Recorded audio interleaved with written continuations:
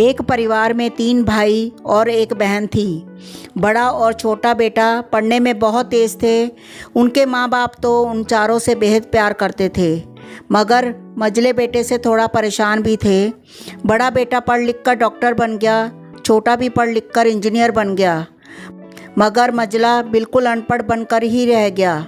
सबसे बड़े बेटे और सबसे छोटी बेटे की शादी भी हो गई और बहन ने लव मैरिज कर ली। बहन की शादी भी अच्छे घराने में हुई थी। आखिर उसके 2 भाई डॉक्टर और इंजीनियर जो थे, लेकिन मझले को कोई लड़की नहीं मिल रही थी और उम्र भी अधिक होने से माँ बाप भी परेशान रहते थे।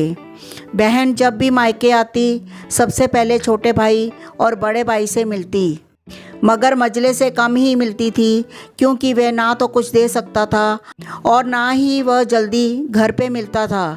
वैसे वह दिहाड़ी मजदूरी करता था, पढ़ नहीं सका तो अच्छी नौकरी कौन देता।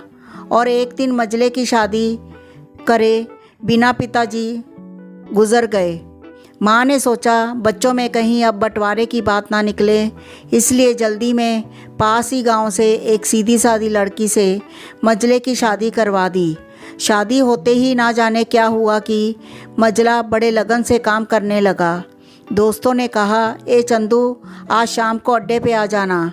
चंदू, नहीं, अब कभी अड्डे पर नहीं जाऊंगा। दोस्त, अरे तू शादी के बाद तो जैसे बीवी का गुलाम ही हो गया। चंदू, अरे ऐसी बात नहीं, कल मैं अकेला एक पेट था तो अपने हिस्से की रोटी कमा लेता था। आज 2 पेट है और कल 4 पेट हो सकते हैं। घर वाले मुझे नालायक कहते हैं, मेरे लिए कहते हैं चलता था, मगर मेरी पत्नी को कभी नालायक कहे तो वो मेरी मर्दानगी पर एक बद्दी गाली है, क्योंकि एक पत्नी के लिए उसका पति उसकी इज्जत और उम्मीद होता है। उसके घर वालों ने भी तो मुझ पर भरोसा करके ही अपनी बेटी दी होगी, फिर उनका भरोसा कैसे तोड़ सकता हूँ। इधर घर पर बड़ा और छोटा भाई और उनकी पत्नी मिलकर आपस में फैसला करते हैं कि जायदाद का बंटवारा हो जाए, क्योंकि हम दोनों लाखों कमाते हैं पर मझला ना के बराबर कमाता है। लेकिन माँ मन ही मन मझले बेटे से बहुत प्यार करती थी और उसकी बहुत देखभाल करती थी, इसलिए वह बंटवारा नहीं चाहती थी।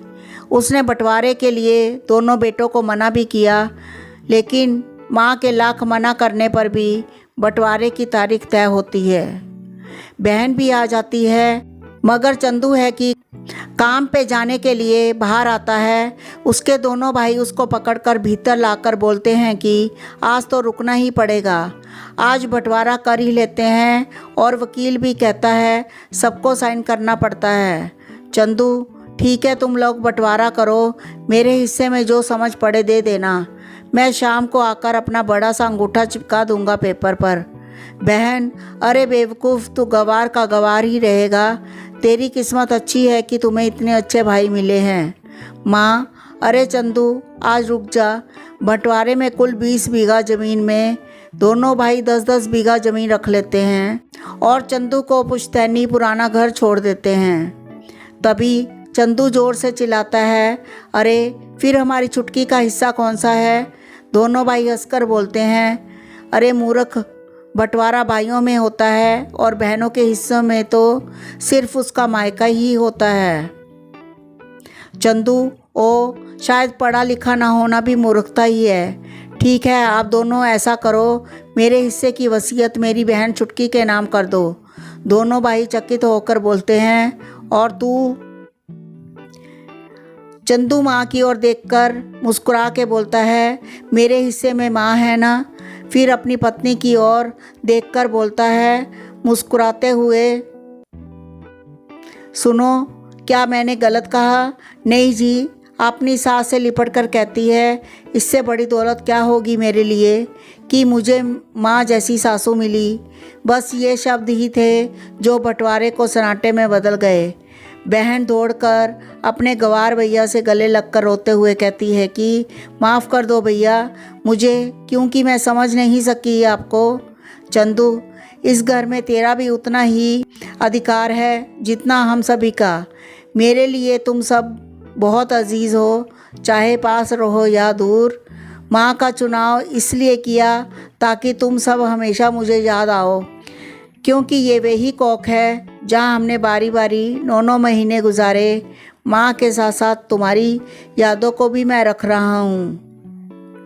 दोनों भाई दौड़कर मजरे से गले मिल कर रोते हैं और कहते हैं, आज तो तू सचमुच का बाबूजी लग रहा है। सबकी आंखों में आंसू बह रहे थे।